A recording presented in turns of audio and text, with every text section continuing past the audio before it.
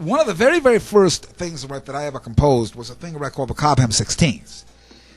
And the wild part about it, right, is Danny's interpretation of, right, of the Carter Buford style and what I wrote on the Cobb 16th fell into a very close similarity. So it's really kind of wild how, like, we both, though, came up, right, in completely different backgrounds, wrote on the same idea. So it's pretty cool. And I'm going to give you a little bit of my impression. The thing that Danny did on this particular notion, which is total genius, which is something that I never would have thought of right in a million years, and that's why I love, right, you know, studying other people's material, I guess, so to speak. You know, I never really thought of it that way. Is Danny took, right, the original 5-stroke notion, which we've been talking about. Now, I spoke to you guys, right, about the accenting on the duh. Danny's second suggestion, by the way, this is from idea number 19, was basically to actually accent. Now, first off, right, to get this, right, really, really fast is very difficult for me. I don't know, right, about you guys, but if you try this out, are you guys, right, having as much trouble with it as I am? I mean, this is like really way out there. But what I decided, right, to do, rather than try to challenge, all right, Danny's approach on it, because if you heard Danny do it right across a measure, right, you get blown off your chair.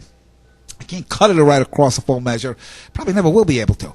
But what I thought was really cool was to fragment the idea. Now, here's what I'm going to do, and I think this is really interesting because this fits into a little bit more of what I would probably be able to handle. Now, what I want to do is I want to actually take that and I want to actually place it at the end of the measure. So it's going to represent 4 and down. And 1 and 2 and 3 and 4 and 1 and 2 and 3 and 4 and down. So I'm literally going to take the Cobb 16th.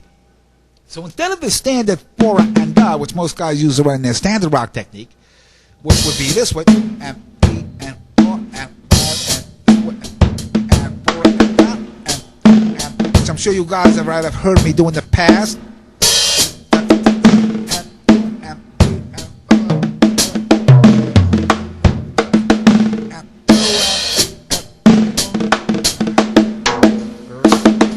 So Dan's idea is genius, but the more important thing is that same accent suspends the one the same way that my first interpretation suspended the one.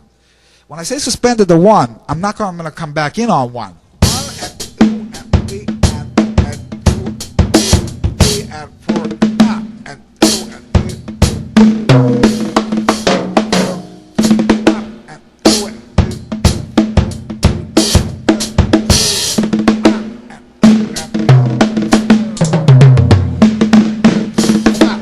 Stuck on that rim. That's what I want to do.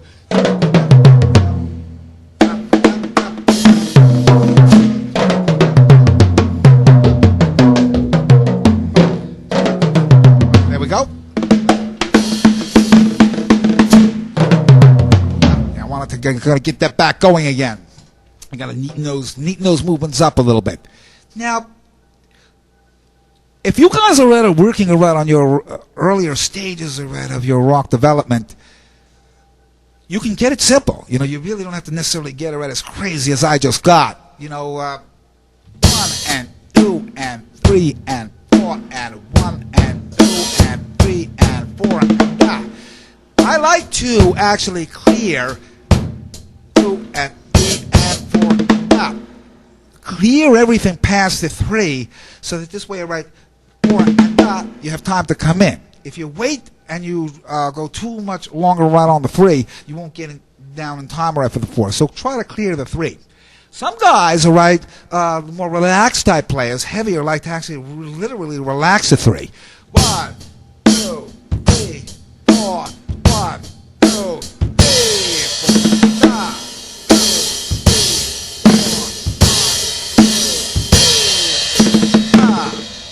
There, right, I did it what I actually did the other day, which is actually on the beginning of this show. Now, the other approach to this is, how about 2 of them? How about two of them? One and off. Let me get this thing off of here so I can play this drum.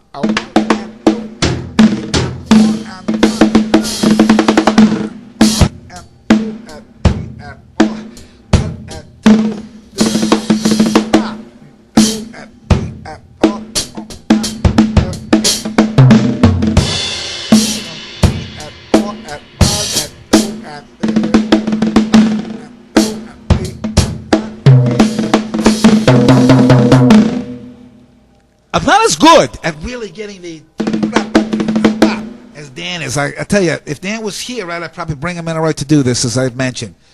I've got to work on that. But that's, if you can picture yourself, all right, getting those accents in. Maybe if I go a little slower.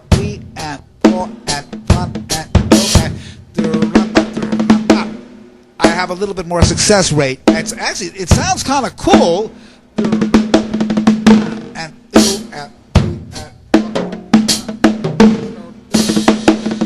I like to press the end there.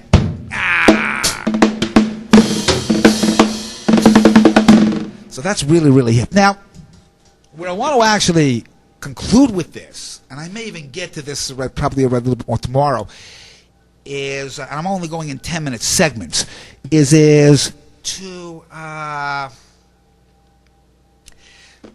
go up onto the Tomtom.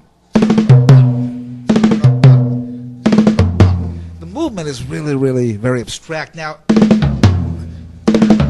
here's what I'm going to do. 1 and 2 and 3 and 4 and I think about what happens. We get a little bit of what Cobb used to do.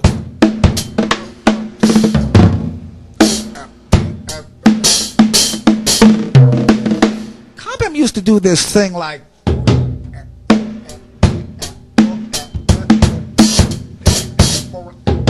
It's a suspended, it's like a bomb. And I think right that this has the same approach because it's in the same place, it's on the end up. So it's similar, I think.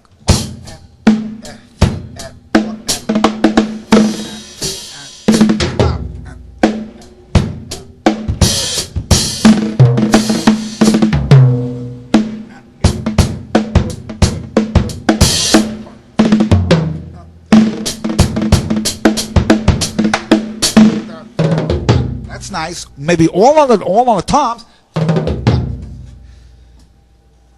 My last thought is to actually, right now, take the and reposition it to the 1. Now, when we reposition it to the 1,